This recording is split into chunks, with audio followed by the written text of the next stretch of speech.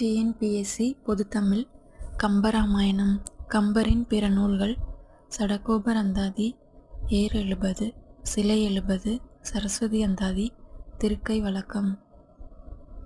கம்பராமாயணம் வடமொழி நூலை தழுவி எழுதப்பட்டதால் இதன் பெயர் வழிநூல். வடமொழியில் வால்மீகி எழுதிய இராமாயணத்தை தழுவி தமிழில் எழுதிய காவியம் கம்பராமாயணம். கம்பர் தாம் இயற்றிய நூலுக்கு இட்ட பெயர்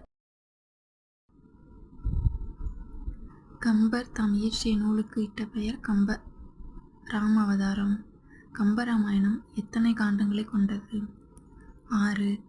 கம்பராமாயணத்தின் உட்பிரிவு படலம்.